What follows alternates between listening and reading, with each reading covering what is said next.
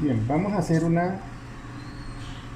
proceso macroscópico de una gastrectomía tumoral. Entonces, lo primero que hay que hacer en este caso es orientar anatómicamente el estómago.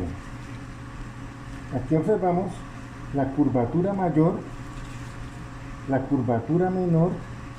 Esta es la región distal y esta es la región proximal, es decir, el cardias debe estar localizado en esta región y en esta región debe continuar el píloro. Muy bien, aquí observamos alrededor de él el epiplom. Han enviado una resección epiploica grande o de aumento, bastante extensa, y el estómago se ve deformado en su arquitectura.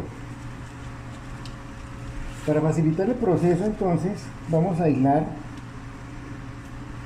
el aumento, cuidando de dejar un poco de la grasa que está adherida a la curvatura mayor para más adelante buscar ganglios. Uno de los datos más importantes que tiene que enviarnos a los patólogos cuando se hacen resecciones de este tipo es la ubicación del tumor, porque tradicionalmente el estómago se incide por la curvatura mayor, pero si el tumor se ubica en la curvatura mayor, la incisión debe hacerse por la curvatura menor. En este caso no nos han indicado a dónde está el tumor, entonces eso es un factor de desorientación para nosotros. En consideración a eso, debemos entonces buscar, palpando, a dónde puede estar el tumor, y encontramos una lesión engrosada en la curvatura menor que se extiende hacia esta región, es decir, hay un área tumoral extensa que más o menos ocupa todo este segmento. Muy bien. Aquí han remitido un poco de ligaduras. Vamos a proceder a eliminarlas. Muy bien. El siguiente paso es medir el estómago. Para medir el estómago, entonces, utilizamos un metro y nos vamos desde el borde de resección proximal o distal, como ustedes prefieran, hasta el otro lado. ¿Sí? Y encontramos que este estómago, puntualmente, en su curvatura mayor, mide 23 centímetros.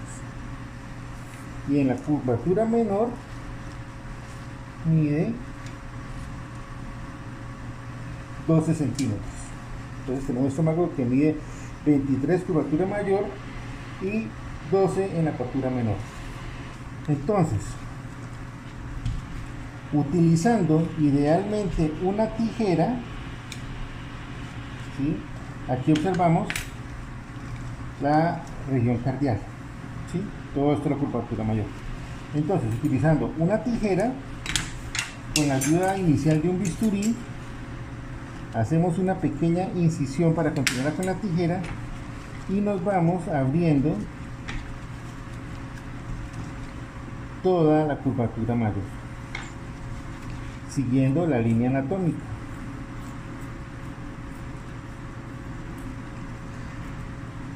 Y vemos como residuo gástrico es eliminado y aquí me he encontrado con el tumor. Vamos a hacerle un poco de limpieza. Listo, ya hemos hecho la limpieza del estómago y vemos la mucosa.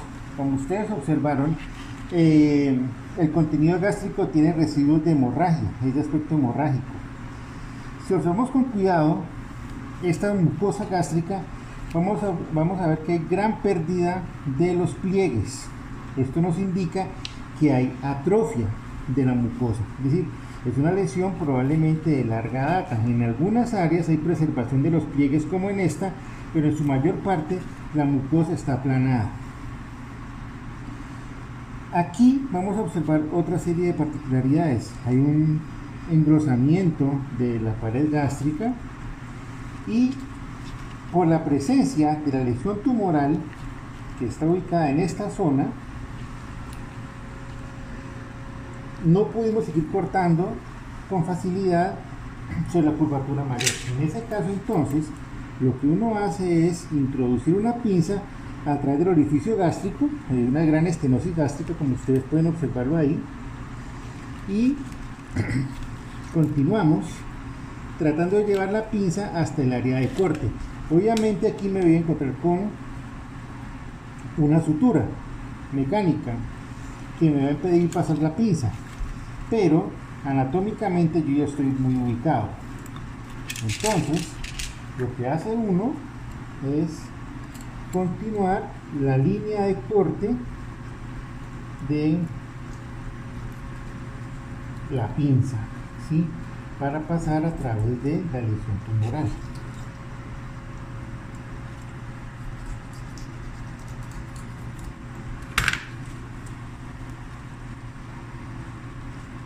¿Perdón? Y estando acá, miren que la pinza ya sale al otro lado. ¿Qué vamos a hacer entonces? Vamos a liberar el área de sutura mecánica, con cuidado de liberar todas las grapas de la misma para que no vaya a haber riesgo alguno durante la parte macroscópica. Esta parte ahora es importante, ahora les explico por qué. Entonces, la pinza sale perfectamente al otro lado, ¿sí? Y entonces, habiendo hecho eso, puedo terminar el corte del estómago y observamos la lesión tumoral en todo su esplendor, ¿sí? Entonces tenemos mucosa trófica, el tumor en esta zona, y luego hay una zona posttumoral que puede tener o no tener compromiso. Eso no se puede identificar macroscópicamente. Ahora, el otro borde, entonces hacemos lo mismo, introducimos la pinza, llegamos al área de sutura mecánica que está aquí, pero aquí identificamos el borde proximal, ¿sí? El borde que está junto al cardias. Entonces, como tenemos ya los bordes identificados, de una vez tomamos cortes de los bordes. Aquí tenemos el borde proximal, vamos a hacerle unos cortes.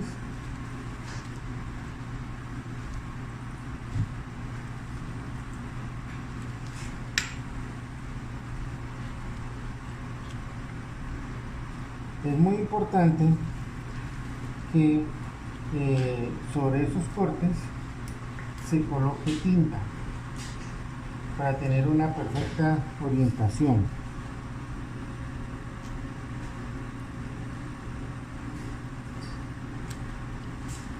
Entonces colocamos un poco de tinta a los bordes.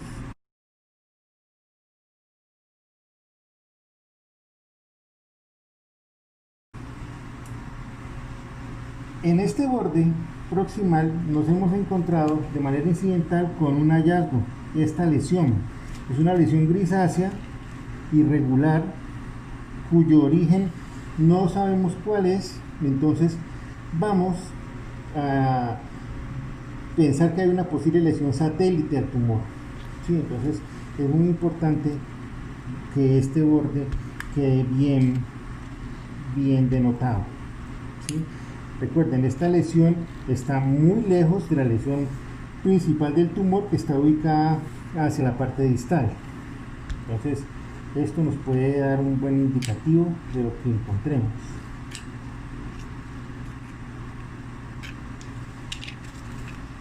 Entonces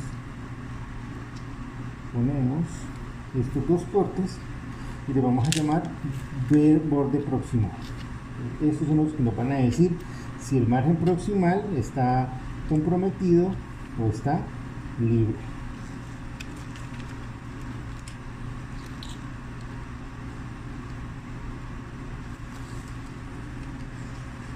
Borde proximal. Habíamos removido la parte donde está la sutura mecánica del borde distal, que la vamos a utilizar como corte del borde distal. Entonces hacemos un corte de esta manera, sacamos, digamos, toda la dona del borde distal y le ponemos nuevamente tinta.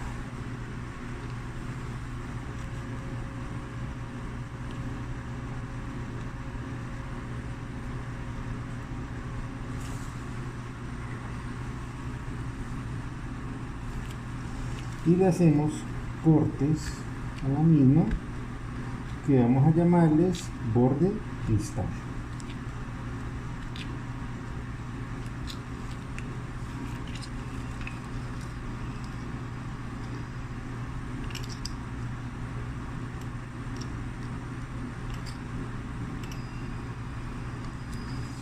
Esto como borde distal. De casualidad, cuando removimos el borde distal, aparecieron este par de estructuras, ¿sí?, por fuera del estómago, en la serosa. Probablemente son ganglios que están alrededor del píloro. Entonces, de una vez podemos aprovechar, los tomamos como probables ganglios y los dejamos a un lado para utilizarlos más adelante cuando busquemos más ganglios.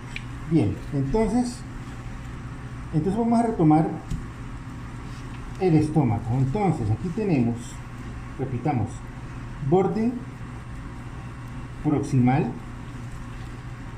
borde distal, y aquí encontramos el tumor. Entonces es muy importante que tomemos una medida en esta zona, ¿sí? Entonces medimos a cuánto está el tumor. Del borde distal está a 3 centímetros y del borde proximal está ubicado a 7 centímetros, ¿sí? Entonces, a 7 centímetros del borde proximal y a 3 centímetros del borde distal está localizada la lesión tumoral. La lesión tumoral, que es esta, mide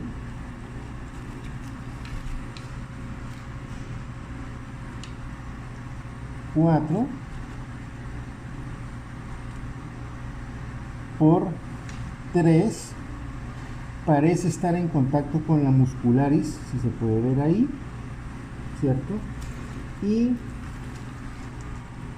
por arriba mide aproximadamente, o de espesor y de ancho, tiene unos 3.5 centímetros.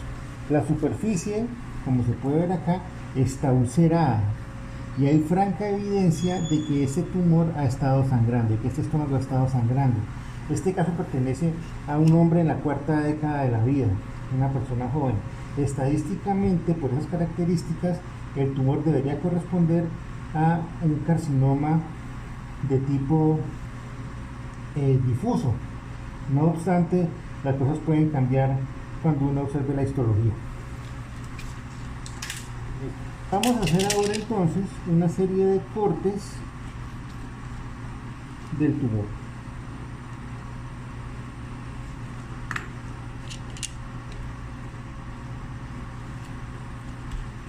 Una cosa muy importante es que tengamos cortes de espesor total de la pared, ya que esto es el factor pronóstico más importante en este caso. Entonces, vamos a hacer un corte en el cual el tumor lo podamos traer completo hasta la serosa, como en este caso.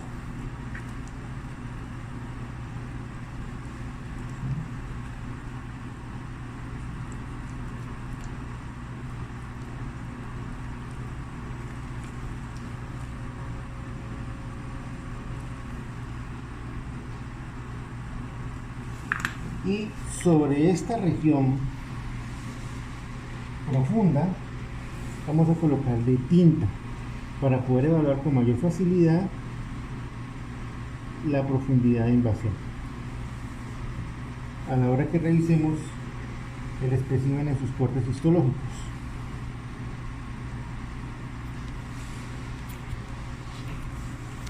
Muy bien, para un tumor de estos 4 o 5 cortes son suficientes. Vamos a hacer entonces unos cortes adicionales más. Vamos a tomar unos cortes en otra orientación en los cuales cojamos tanto borde del epiplón como la cara lateral del estómago para evaluar mejor la infiltración tumoral. Entonces, voy a tomar aquí.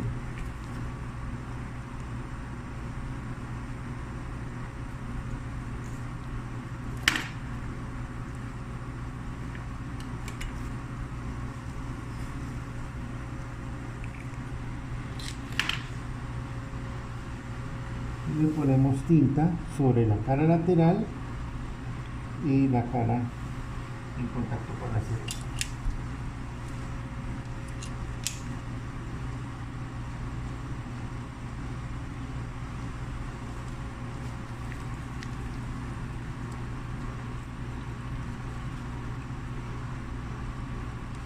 Esta área está dura, muy dura la palpación. Puede corresponder a una región que tenga linitis plástica. Por lo tanto, de ahí vamos a tomar otro corte.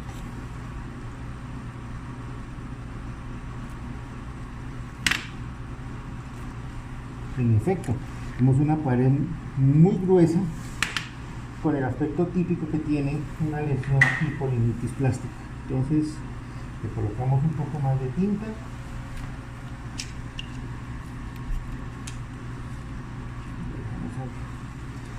Esta otra zona también tiene ese mismo aspecto, como de una linitis plástica. Entonces, ¿qué hacemos? Exactamente lo mismo. Un nuevo corte que se vaya hasta la serosa, hasta el otro lado. Tinta.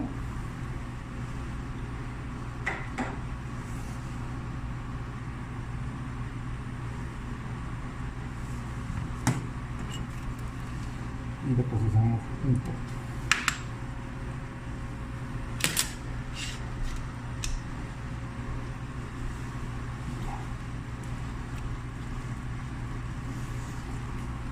También es prudente, esta zona también está muy engrosada acá, muy engrosada, entonces vamos a tomarle otro corte en esta región. Si miramos el aspecto anatómico, es idéntico al que les mostré hace un momento. Entonces puede haber aquí también otra zona de linitis plástica. La descripción que hace el cirujano es que el 70% de la cámara gástrica está infiltrada por tumor. Por lo tanto, es un dato que no debemos despreciar, y hacer búsqueda de esas lesiones pues es importante.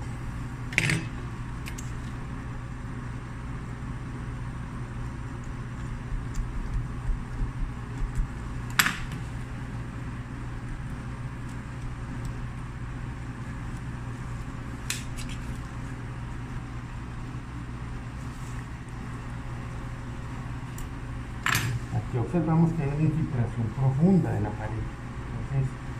Entonces, es fundamental tener un buen corte de esto.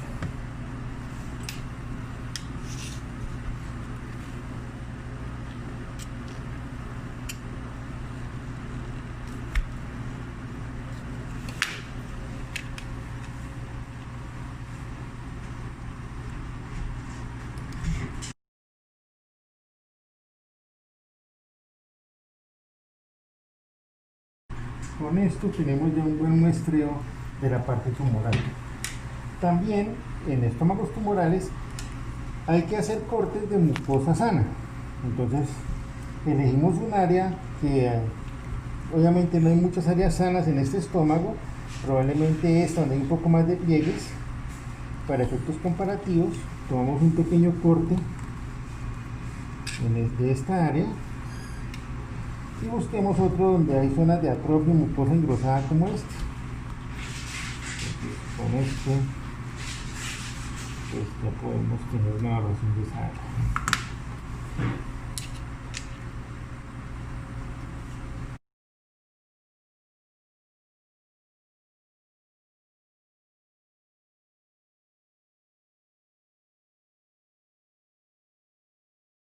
¿Sí? Entonces, para buscar los ganglios, uno comienza a palpar cuidadosamente toda la región epiploica. ¿Sí? Aquí hay un ganglio pequeño, A veces la disección de esos ganglios no es sencilla, entonces debemos sacar el bloque adiposo completo, cuidando de que la parte que remitamos a estudio contenga el engrosamiento del ganglio.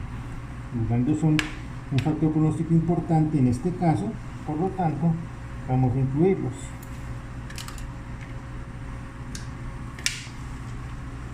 Continuamos buscando. A veces no hay muchos ganglios, a veces hay bastantes. Todo varía de paciente a paciente. Aquí hay un par de ganglios más. Aquí se alcanzan a ver. Sí, entonces vamos a incluirlos.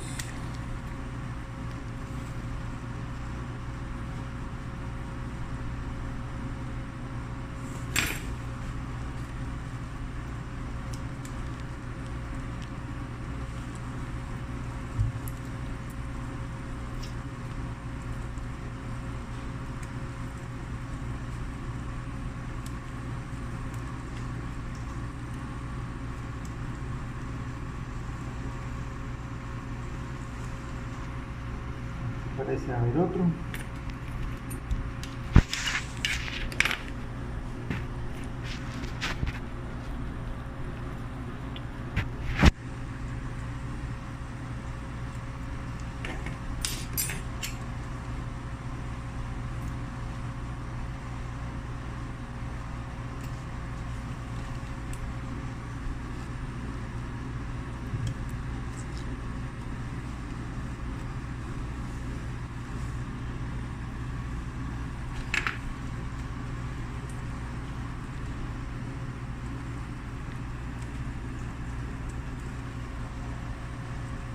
Bien, a veces después de que uno hace todo el proceso puede ser necesario hacer nuevos cortes, entonces es muy importante que la anatomía del estómago sea reconocible fácilmente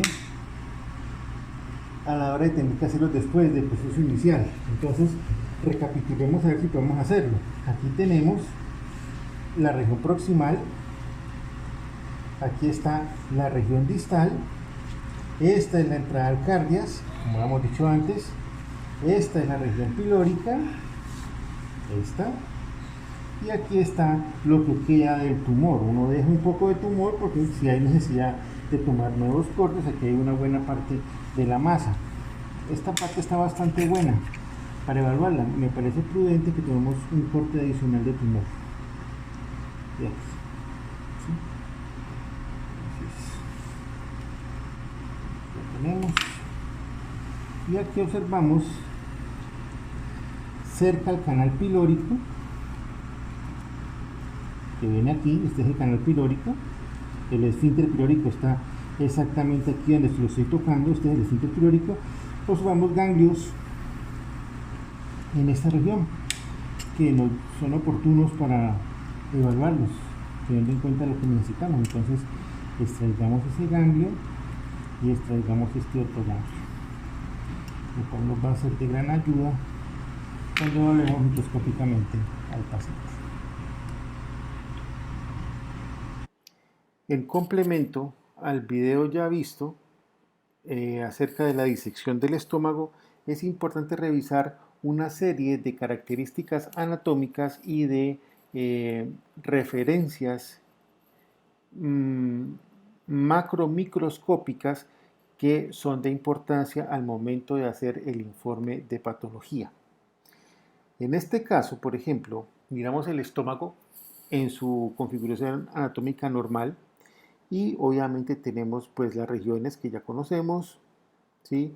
Las curvaturas, la curvatura mayor, la curvatura menor, dos regiones de gran importancia, sobre todo desde el punto de vista de márgenes, la región pilórica y la región cardial, y la ubicación de los ganglios linfáticos. Los ganglios linfáticos en el estómago son numerosos. El estómago tiene como particularidad una rica presencia de ganglios linfáticos que arrancan con los ganglios cardiales, se continúan con los ganglios de la curvatura menor, los ganglios pilóricos, los ganglios de la curvatura mayor, algunos ganglios omentales y los ganglios periesplénicos. Es muy importante que cuando se realiza una disección de una gastrectomía se evalúen todas estas regiones anatómicas porque sin ninguna duda, como todos estos son sitios de drenaje linfático del órgano, podemos encontrar potenciales metástasis. No es muy común que reciban producto de una gastrectomía ganglios de la región periesplénica, pero sí es muy frecuente que encontremos remitidos ganglios cardiales adheridos al espécimen, ganglios de la curvatura mayor y menor principalmente, y en algunos casos cuando envían un gran segmento de aumento a los cirujanos podemos encontrar algunos ganglios omentales. Este es un estómago abierto y aquí vemos los cortes que en general se toman de un estómago. Entonces supongamos que este es un estómago que está abierto, la curvatura mayor está sin incidir en el fondo, esta incisión corresponde a la curvatura menor, el estómago está abierto en su totalidad, encontramos una masa tumoral de la que idealmente deben hacerse con mínimo 4 cortes para considerar que hay un buen muestreo de la masa, deben hacerse cortes, 1 o 2 de mucosa sana y obviamente cortes que corresponden a los bordes de resección, tanto el proximal como el distal. Cuando evaluamos un estómago, hay que tener en cuenta una consideración anatómica muy importante. Cuando el tumor se encuentra en la unión gastroesofágica, más o menos 2 centímetros por debajo de la unión gastroesofágica, anatómica e histológicamente, este tumor no debe ser considerado como un tumor de estómago, sino como un tumor esofágico y debe ser clasificado de acuerdo al sistema de clasificación de cáncer de lesiones esofágicas. Entonces, es una consideración anatómica muy importante. 2 centímetros después de la unión gastroesofágica aún se considera la presencia de un tumor como una lesión esofágica. En este grupo de casos se incluyen aquellos adenocarcinomas que se originan, por ejemplo, en un esófago de Barrett. Muy bien, aquí vemos un poco más de detalle de los ganglios linfáticos y estos son los mínimos que debemos evaluar cuando se hace una gastrectomía. Entonces, tenemos los ganglios de la curvatura menor, los de la curvatura mayor y los ganglios de la región cardial y de la región pilórica. Por lo general, uno asume que el último grupo de ganglios que uno encuentre por debajo de la unión gastroesofágica hacen parte de la región gástrica, al igual que los dos últimos hacen parte de la región pilórica. De ahí en adelante harían parte de la región duodenal o de la región esofágica propiamente dicha. También hay que tener en cuenta todos los ganglios que se ubican en las zonas vasculares que se dirigen hacia el vaso y hacia ramas vasculares derivadas de la arteria mesentérica superior y los ganglios que están alrededor del llamado plexo solar, que son sitios de drenaje linfático del estómago. En este caso, estos ganglios de estas regiones anatómicas que acabamos de describir son considerados ganglios regionales del estómago y son de importancia al momento de hacer estadificación, siguiendo los parámetros de la clasificación TNM. Muy bien. Algo importante es que cuando evaluamos la invasión de una mucosa gástrica, hay que hacer una estadificación TNM. Vale la pena recordar que uno de los factores pronósticos más importantes o el factor pronóstico más importante a la hora de evaluar la profundidad de invasión es el compromiso de la muscularis, ¿sí? Y todos sabemos que una vez un tumor ha comprometido la muscularis propia, pues el pronóstico del paciente se ve severamente comprometido. Bien, entonces miremos, acorde a la clasificación TNM, cuando la invasión o la profundidad de invasión de la pared gástrica tiene su correspondencia con los grados de clasificación. Un T1 en general está considerado aquel tumor que está limitado a la mucosa y que no sobrepasa la muscularis de la mucosa. No obstante, cuando el tumor también atraviesa la muscularis de la mucosa y se encuentra en ese espacio intermedio entre las dos muscularis, la muscularis de la mucosa y la muscularis propia, el tumor aún se considera T1. Entonces, en líneas generales, cuando tenemos un tumor de estómago considerado T1 para la clasificación TNM, pues bien, lo tenemos cuando la lesión tumoral se encuentra comprometiendo un poco más abajo de la muscularis de la mucosa, es decir, en la región submucosal. Una vez el tumor ha atravesado la submucosa y comienza a hacer contacto con las fibras superiores de la muscularis propia, ya cambiamos el estadio de clasificación y comenzamos a hablar que el tumor está en estadio T2. Cuando el tumor atraviesa en su totalidad las fibras de la muscularis propia y alcanza a hacer contacto con la subserosa, decimos que el tumor ya se encuentra en estadio T3. Entonces, este proceso evolutivo es importante porque nos va a ayudar a estadificar eso. Esta es una de las razones importantes por la que los cirujanos deben exigirle al patólogo que revisa sus casos que le diga con exactitud la profundidad de invasión. En algunas ocasiones los patólogos hacen la estadificación. Otros patólogos prefieren que la estadificación la haga el cirujano. ¿Sí? Cuando el patólogo se la hace, el cirujano, oncólogo o el oncólogo está en la obligación de revisar si la estadificación ha sido hecha de la manera correcta y de lo contrario están en la obligación de realizarla. Muy bien. También es un T3 cuando el tumor no solo se ha invadido más allá de la muscularis propia y llega a la subserosa o a la serosa, sino también cuando ha hecho una extensión hacia la región duodenal. Entonces, cuando ustedes encuentren un reporte de que el tumor se extiende hacia el duodeno, hablamos de un estadio T3. Muy bien.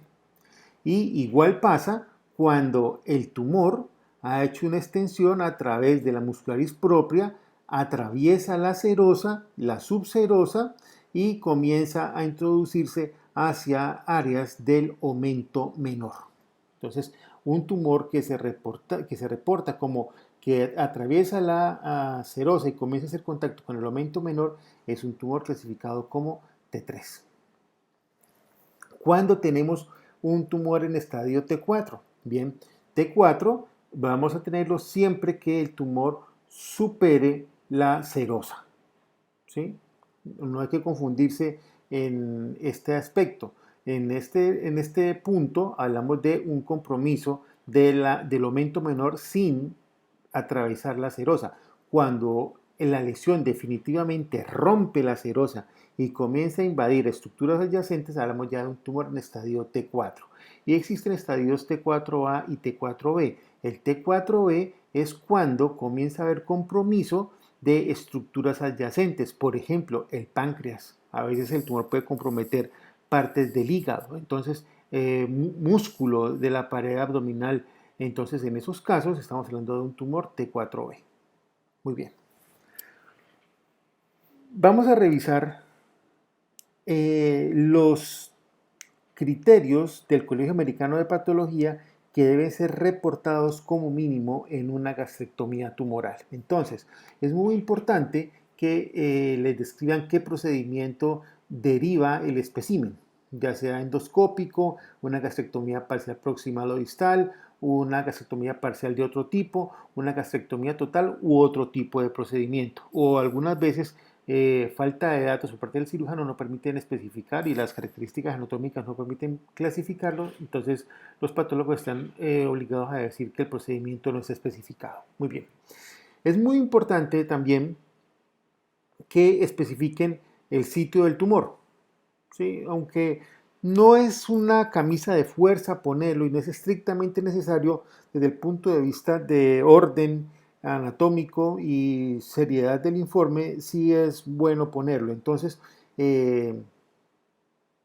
pues el patólogo debe seleccionar en qué parte del estómago está y en cuál de las regiones anatómicas, ya sea en la pared anterior o posterior, sobre la curvatura menor o mayor del estómago, está localizado la lesión tumoral. Muy bien.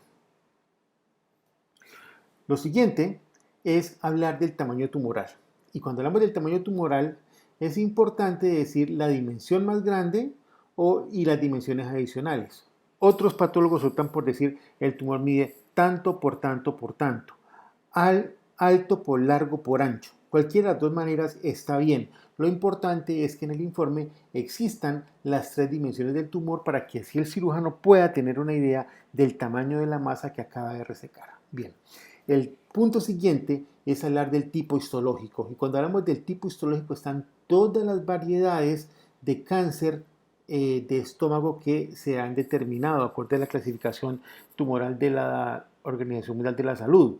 Pues bien, lo más típico es que se trate de un adenocarcinoma y pues los dos tipos más comunes, intestinal o difuso, y de ahí en adelante están los otros subtipos, ¿sí? Y las variedades tumorales que pueden ayudar a complementar el diagnóstico y que pueden tener alguna incidencia en lo que es el tratamiento del paciente y su pronóstico. Entonces, cuando pueda enunciarse en las variedades, pues tiene cierta importancia dar esa información y puede remitir un poco más de información tanto al cirujano oncólogo como al oncólogo clínico. Entonces, estos datos son de utilidad. Muy bien. Lo siguiente es hablar del grado histológico.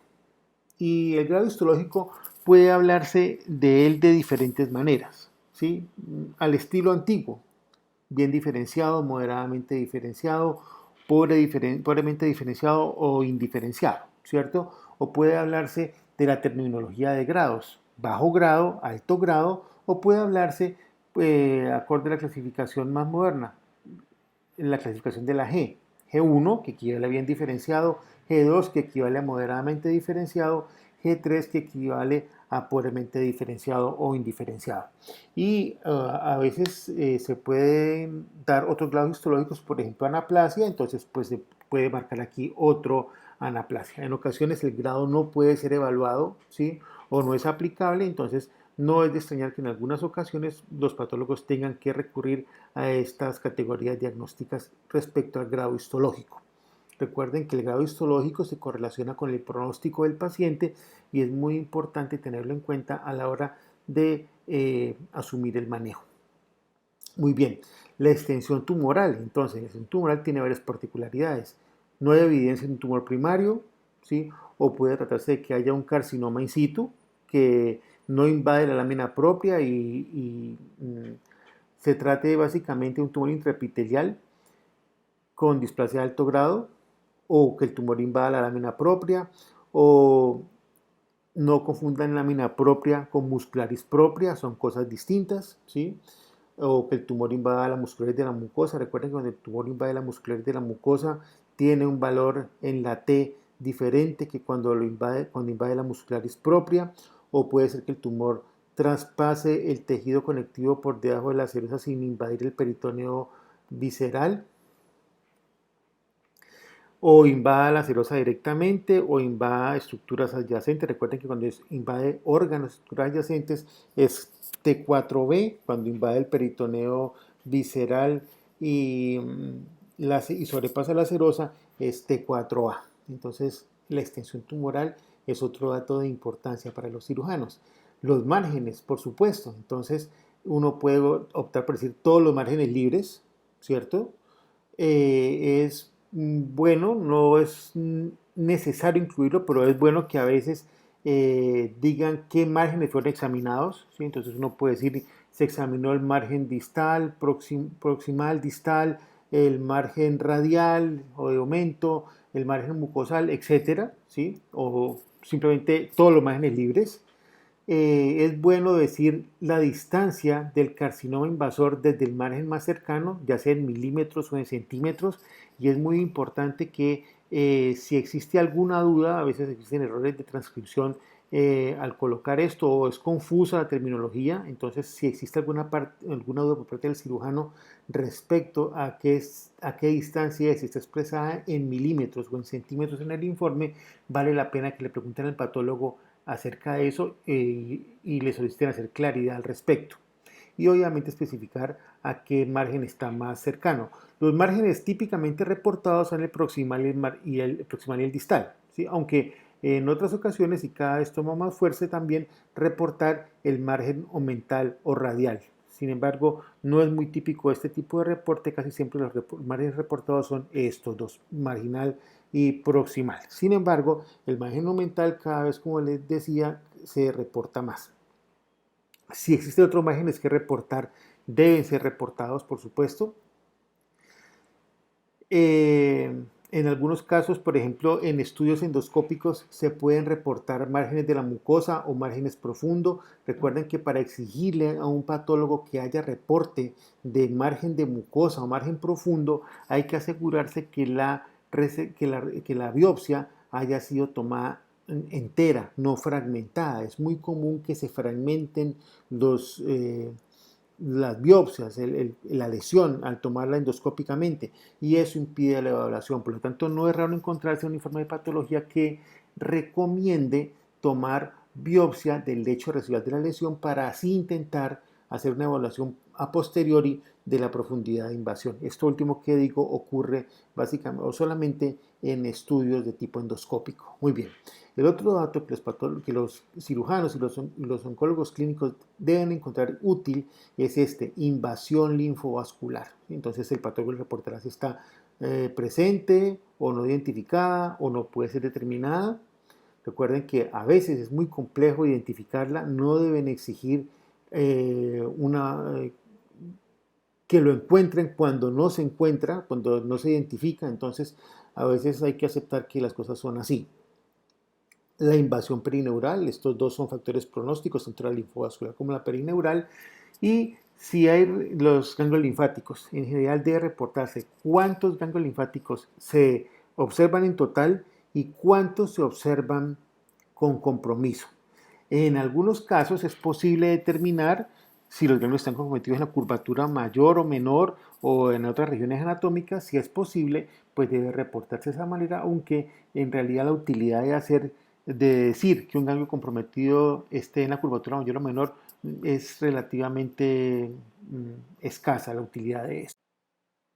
Revisemos ahora los cambios histológicos del paciente. En este momento estamos viendo la biopsia endoscópica inicial sobre la cual se hizo el diagnóstico de adenocarcinoma. Como podemos ver allí, informaciones glandulares atípicas indicativas de un adenocarcinoma, que en su momento fue estadificado como moderadamente diferenciado.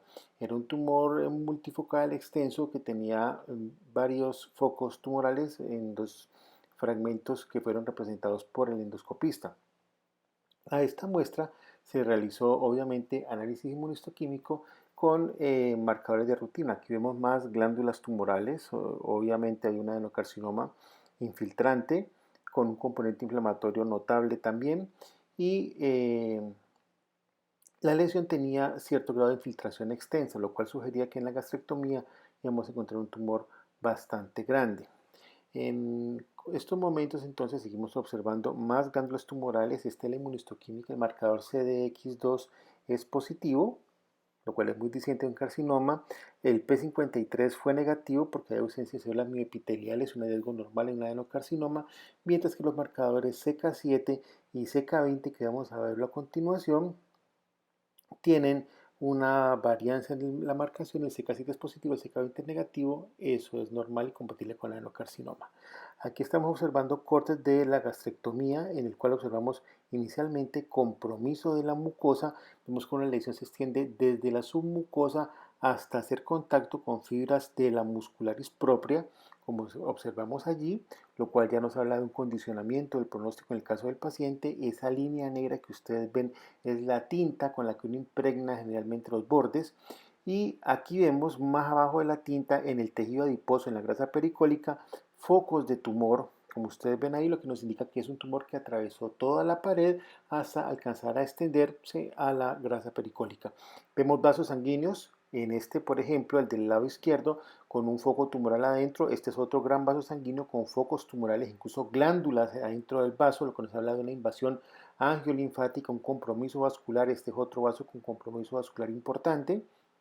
Aquí observamos un nervio que ha sido comprometido por el tumor, compromiso perineural. En la siguiente imagen vamos a ver el mismo nervio comprometido a mayor aumento.